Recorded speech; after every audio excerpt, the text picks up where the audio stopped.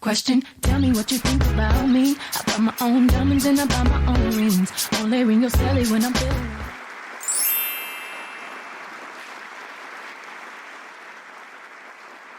Hello, guys, and welcome. I am excited to have another show for you guys, making sure I'm bringing you value and helping you make educated decisions when it comes to all of your real estate needs.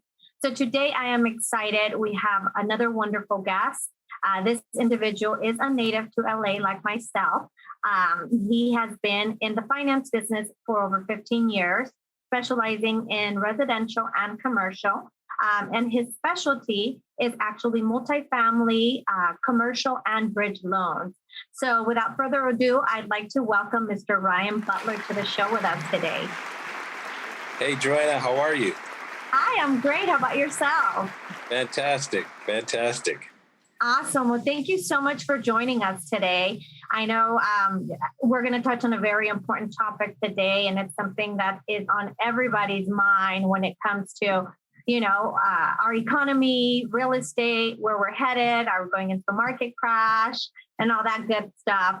So considering you are in finance, what can you share with us? Well, first of all, I'd like for you to introduce yourself to the community, share a little bit about what you do specifically. I know I touched on a bit, but I'm sure you've got more to share than what I just mentioned. Sure. No, I like you said, Joanna, I was born and raised here in Los Angeles, to be specific, Inglewood, California. I grew up there. My city, proud of all of the things that are going on there now. A lot of exciting stuff, especially in the world of real estate and development. But yeah, I grew up here, learned and worked my way through the banking system. I worked pretty much in every capacity. I started off as a teller, worked as a personal banker, worked as assistant manager, worked my way up throughout the rungs. And eventually I had a desire to get into a specialty, which was regarding I went specifically into lending, but I started off in business lending, which was doing SBA loans, because I wanted to see how I could help affect change in getting the lending, education, and financial literacy in the community, and help get folks loans for their small business. Over time, I began to get different types of clientele that had different specialty needs. Some were shopping center owners, some were developers. And about 12 years ago, I left the corporate world and went into the brokerage space, which was able to allow me a palette of products that I could offer clients, specifically multifamily developers that were expanding and changing their investment criteria. I was able to adapt to their specific needs and decided to sharpen my educational platform and basically learn more about the various types of products that I could offer when it came to multifamily, when it came to some of my clients were in the car wash space. So I was able to help them obtain financing for car washes, gas stations. I've done quite a bit of financing in quite a bit of spaces that you would, see across the spectrum. But one of the things I was able to do was through my experiences of learning, what particular needs were as a broker. We were able to learn, different challenges. And I'm glad you brought up the space of where we are in the economy. But we're kind of. I'll tell you a little bit about where I operate out of. I operate out of a company called Forbix.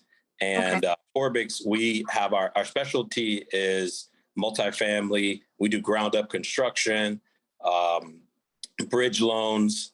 We also do hard money for people that are fix and flip investors that buy and sell properties. As you might maybe have seen on some of those shows, fix and flip is a big part of our, right?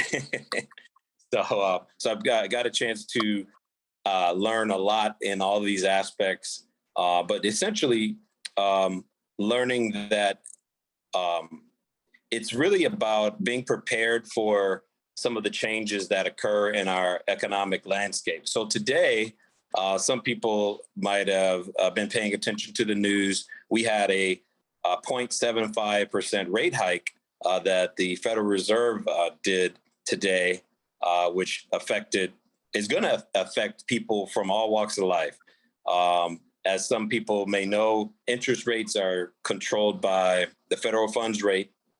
They essentially, the rates that they are able to affect are anything from consumer credit, your credit cards, all the way to how much money your business can borrow. It's all based on an index. And then our residential, which I'm also licensed to do residential mortgages, those are basically ruled by the 10-year treasury rate. So depending on how that rate is floating in the marketplace affects your 30-year mortgage that you look to apply for, and essentially affects that long-term interest rate. Indeed. Yeah, and you're right. That the 10-year moves in unison with the residential rate for mortgages. So I'm glad you touched that, because oftentimes, obviously people think the feds control it, but I'm glad you're touching on that. That's a very important subject. But all in all, I mean, with the changes, of course, it is going to be affecting, a lot of us. Yes. I mean, a lot of times, I think people think, like you said, that there's a reactionary force in the market when feds go up on the rate. Oh, I better go out and get my rate locked. And a lot of times that is the case in terms of where the rates are headed, but that's more of a tail end. Usually banks, because they know these things are coming along, they'll usually raise their rates a little earlier than the Fed's going to meet. So this is more like the lagging effect. But ultimately, why are these rates being pushed up? Because we have to affect our inflationary pressures that we have. As many people and many of your listeners may know, it is very painful to go to the gas pump lately. Gas is hovering in I think now it's a little bit below $6, but it had been for many, many weeks. As you've noticed, it's probably been well above $6, and in some cases, $7.50 in certain parts of California, at least. Exactly. You're right. I go to the grocery store now, buy food for my kids, the family, and I'm like, wow, I can't even come out of the market. I'm like, $100 really quick. Yeah, right. $100, you buy like less than 10 items, right? Yes. Yeah. Pretty really crazy.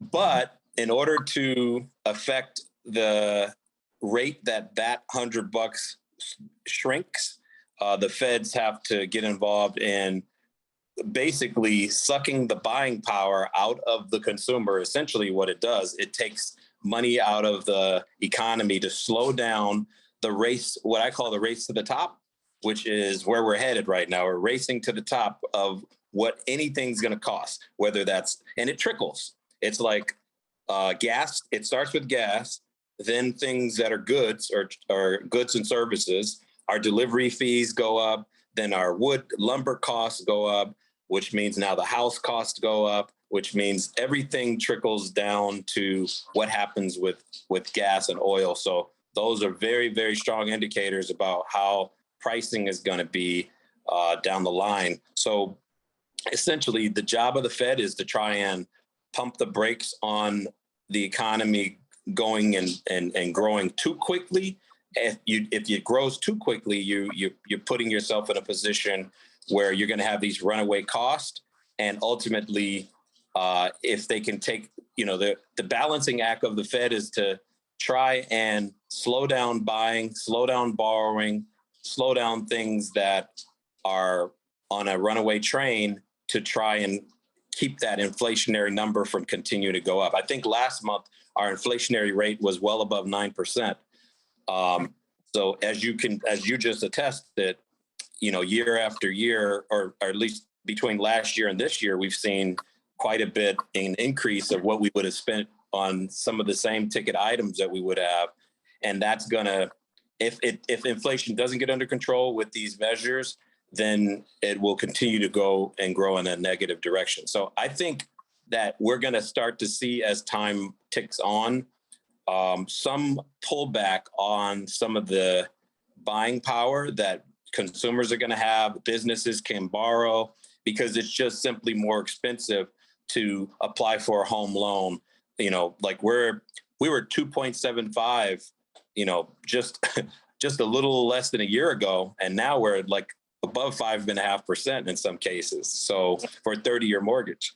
You think about it and you look back, it's like, wow. I mean, at the time it was like, wow, rates are phenomenal, but it was like a market that we've never seen. So now that we have this hike taking place, it's really scaring everyone. But I think you and I can both agree, in any market, good or bad, there's always room for good opportunities, right? Yes. I'm glad you said that, Joanna. I think that the key for people, because I get this question all the time, is now a good time to buy? Is now a good time to? I think it all comes down to what is good for you might not be good for someone else. Exactly. Everyone's situation, everyone's circumstance is different. And I always tell my clients, worry about you. What works for you? If you can afford it, then go for it. Remember, you're not the interest rate that you buy your property, whether it be a residential, commercial, investment, you're not tied to that for the term of the loan. You can always modify that down the road. So I always tell my clients, just fall in love with the home. And yes. Temporarily marrying the rate.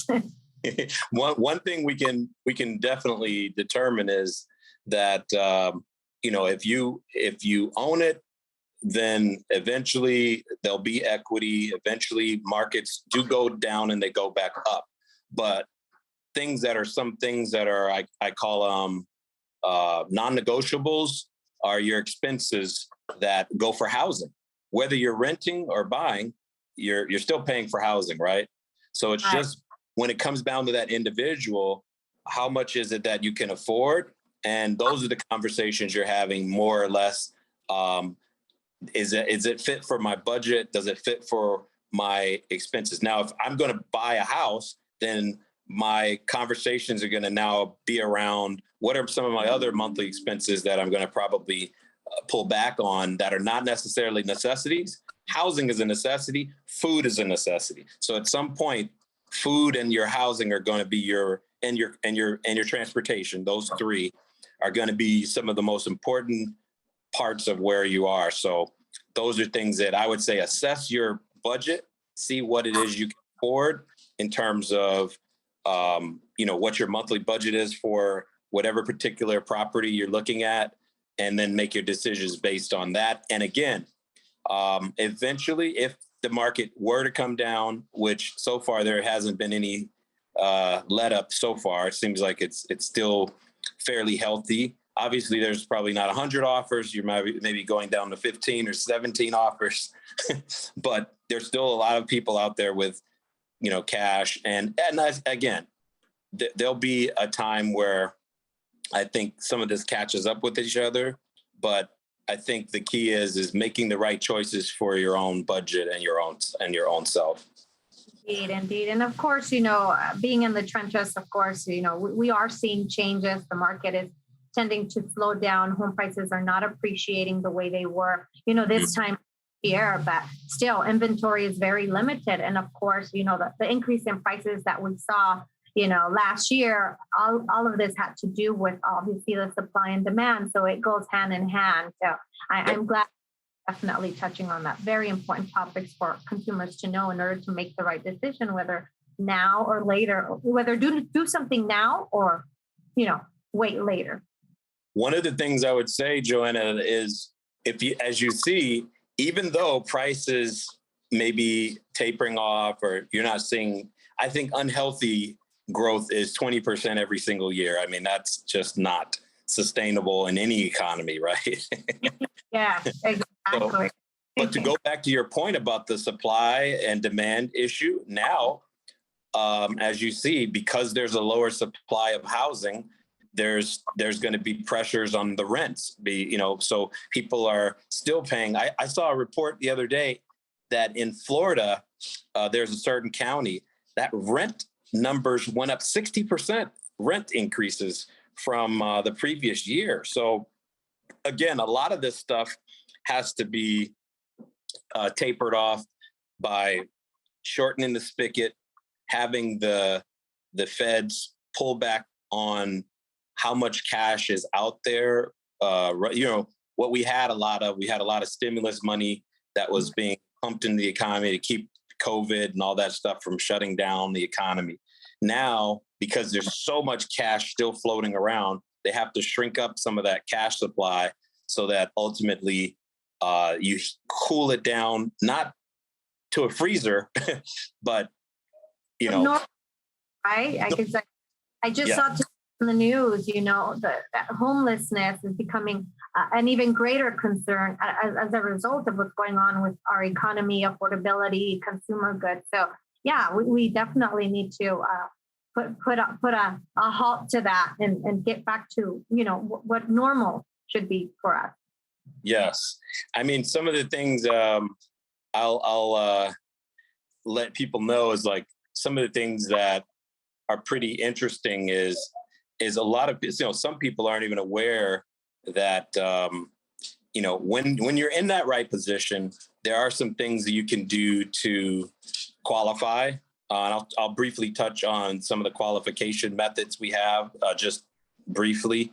One of the things that a lot of times I just inform my clients on what they can do to qualify for a mortgage. Some people aren't aware that you can get qualified with as little as 12 months bank statements. We have loans that still to this day, even in the current market, you can get qualified for just providing 12 months of mortgage statements as long as you're self-employed. And in other cases, we'll have to show, how you're employed. If you're not self-employed, then we'd want to know, some other supporting data. But you can get a mortgage by showing 12 months and a little bit better rate by doing 24 months. So some of those, we also have what I would call no ratio loans. Those are loans where you literally just have to have a great credit score, and they will give you a loan based on your down payment and not based on any other supporting income documentation. We also have a loan that you can use called the P&L program. So more for self-employed people, but if you have a CPA that does your taxes or does your books, they essentially do a profit and loss statement for you. As long as it's certified by a CTEC or a CPA, you can get a qualified mortgage for 30 years as well. So there's some really creative programs that are there that I would say, if you're in the market to buy a home, that doesn't necessarily have to always be 2 years of tax returns, although we have those programs and those are going to be, some of the best rates. There's still other alternative programs for you to use for qualifications. So that's a good thing as well. A very good thing, especially like you touched. These programs obviously are ideal for self-employed. We have a lot of self-employed individuals who think that, because for some reason their reportings on their tax returns are not where they need to be, that they can't buy. And it's great that you're sharing this because there is programs for everyone. There are. I mean, we, just to kind of give you a little background on some of the various things. I always say we're like, we're kind of unique at the firm I'm at because we do some very creative financing, whether it's a contractor building an apartment. As a matter of fact, we do apartment lending. We can take loans. For example, I have a client that she's done very well for herself. She owns over 15 properties, and she hasn't filed a tax return that showed a bunch of income. So she wouldn't normally qualify in the normal sense of things, but we have what's called a debt service coverage loan. And all they do for that is make sure that you provide leases. And those leases show how much income you're getting from that particular property. And then we use that as a basis for income, and you can get a 30-year mortgage that way as well. So she's been over the past 2.5 years able to pull out over $1 million from her properties because of the various alternative documentation loans that are out there for clients that are self-employed or property owners. I had another client who's a tow truck driver, and he just doesn't keep his tax returns in the traditional sense. He files taxes, but just doesn't file enough to qualify for traditional, or what you would call a traditional mortgage. But he provided me 24 months of bank statements, and he makes something like $12,000 or $15,000 a month in deposits in his account, and he qualified fantastically for a mortgage. Now, I got him into a mortgage where he was able to put 10% down when he first got his house. And then we locked him about 4 or 5 months ago on a 4.5% interest for 30 years fixed on a bank statement loan. Wow. Great rate for a bank statement loan. For bank statement. So a lot of people think, oh, no, that rate's going to be too high, and obviously there's rate pressures going because the rates are going up, as we know, but there's still room to get things done. I had a client who recently had a tax bill they had to take care of, and they needed money out of their house. And we got them one of those no ratio, you don't show any income, but she had equity in her house. And that got her up to 70% of the value of the property. And she was able to take that money and work out a payment arrangement with the IRS and take the rest and remain as cash. So there's all kinds of little fun programs that, again, you're not boxed in. As long as you know, it's more about education.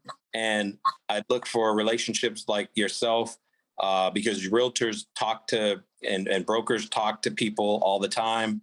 They know their clients, they know their situation, and having these conversations about products and programs that are coming out are there. Right now, people that are 62 and a half, qualify for reverse mortgages, and there's a bad connotation out there for what reverse mortgages are, but there are programs for people that if they don't have any other choices or additional, at least having this as an additional choice, they might have equity in their house that they can't tap because they don't have tax returns or they don't have the traditional income, but they have a lot of equity in their house. And that's a way when you reach that age, 62 and above, you could access money out of your house in that way. So there's a lot of, again, tools. I try to reiterate, there's a lot of tools out there, and it's all about information. If we can, educate the communities, especially, brown and Black communities that may have less access. I think the general population has lack of access to financial literacy on things in general. I think that's kind of a universal issue, but there specifically in those other communities, there might be a little bit more distinct. I deal with a lot in the Asian community, so there's a language barrier in some areas where they just don't have information. My last corporate job, I was working at a Chinese bank, so I dealt with a lot of Asian, clients that would come in, just weren't aware of certain product types that they were eligible for, and it was just about educating them on what their options were. And that's what I do. It's just more about knowing the options out there, right? Right. And that's why I'm so happy you are on the show, because as you know, the intention and the purpose behind this show is to educate the community, and specifically me being a minority, you as well. It's like, I think we share that same quality, that it's educating our people, especially for us. For me specifically, Spanish speaking folks, a lot of them, they have no clue what's out there. Absolutely no clue. So it's our job as professionals to be out there. I'm doing this in English, but rest assured, a lot of this information that you're sharing with me, my next client that I talk to that has a unique situation, rest assured, I already know what I'm telling them. Hey, there's options for you. Don't give up. Yeah. Yes. And that to me gives me fulfillment, especially in communities that are, I feel in a lot of cases, especially when there's a language barrier, may be taken advantage of because they just don't have the access.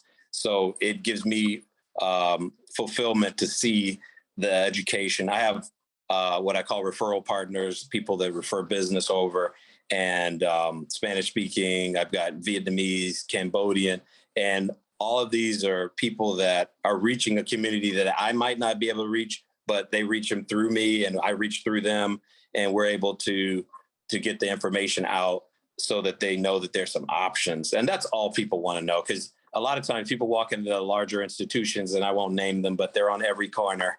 Yeah. And they're very willing to take your deposit and open a checking account. But when it comes to you needing money or, a loan or any sort, they're like, it's crickets when you walk inside, and you're like, okay, that's not, I don't feel like my being valued. Mention if you fit within the box, Yes. They'll turn you down. So I love it. I love it that you have access to these types of programs. Yes. Now, if I could just ask you a quick question, just because I know you also focus on investments.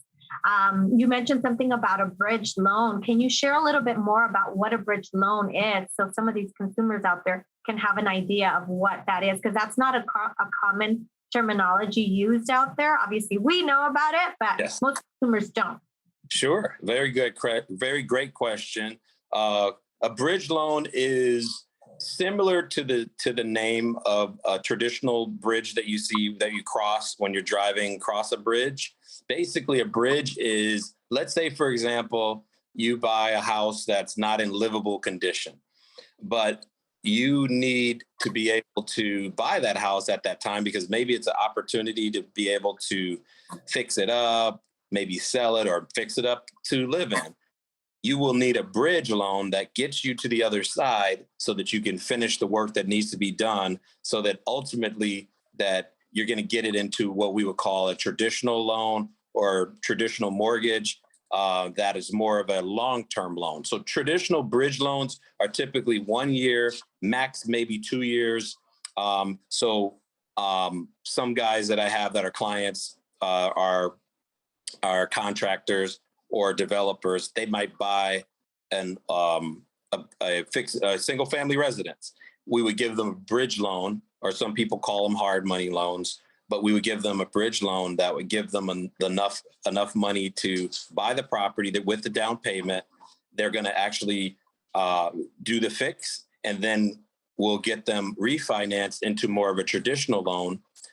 And I'll give you the difference. On the bridge, your loan rates are going to probably be somewhere between 9 and 10%.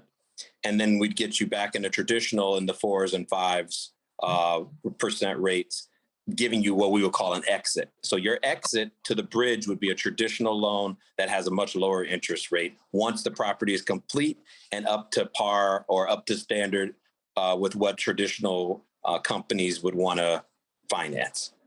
Got it. So in essence, it's basically an interim loan, an in-between loan till you get it where it needs to be so you can get the traditional financing. Yes. Thus being the bridge to get to the other side, and the other side being your traditional loan, more permanent loan that you would have.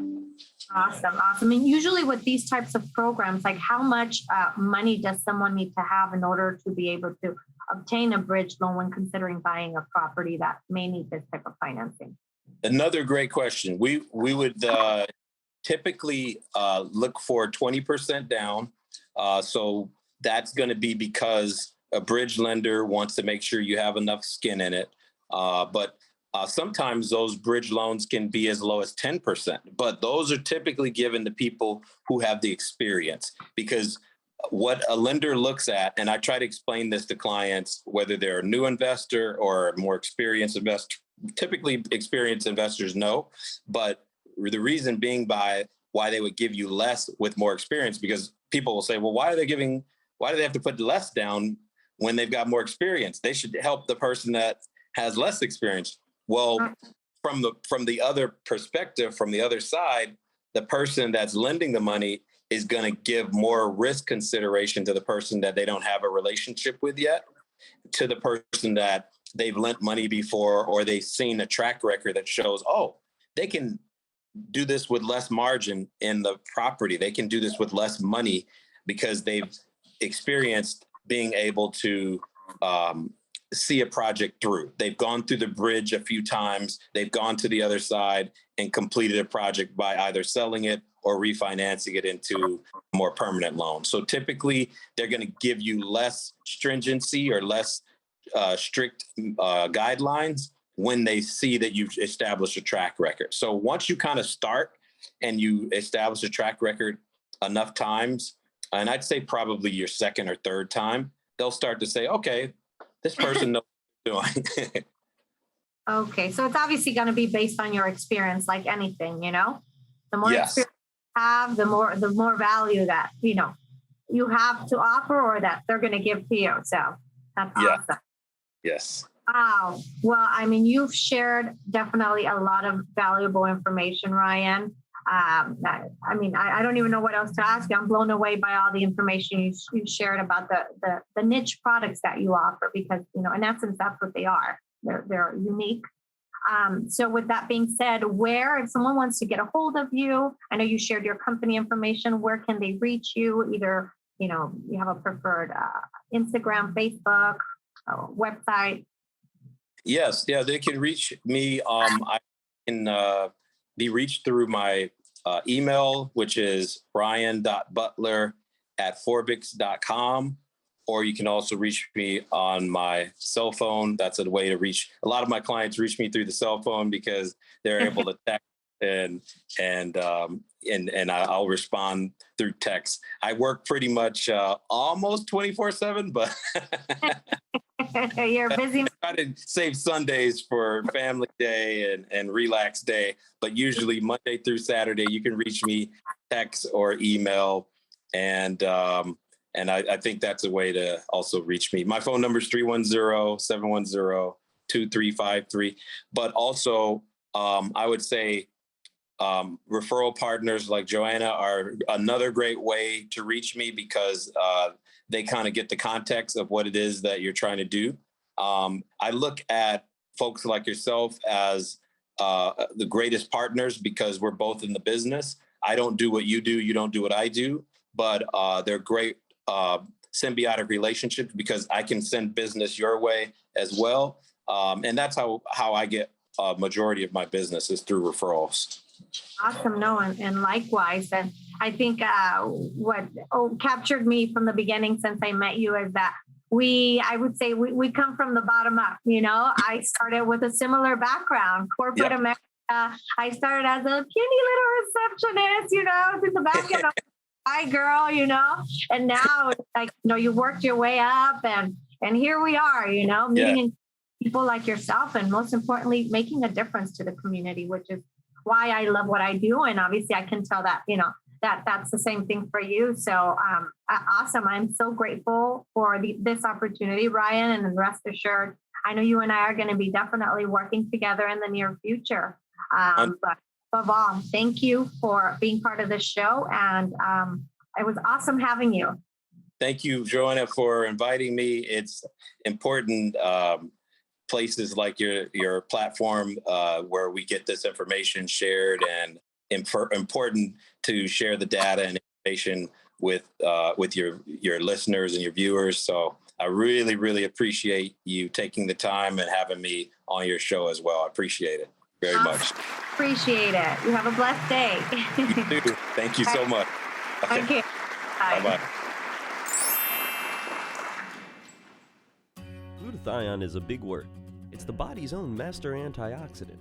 It's a scavenger for free radical, bacteria, and viruses. There are no products in the market with the ingredient Nasset. Nasset increases the production of glutathione that's in our body already to strengthen and enhance our immune system, elevate sense of well-being, support muscle strength and endurance, cognitive function, and liver support. It helps with increased energy and blood sugar regulation. Get your bottle of GSH Plus from www.salvationnutra.com.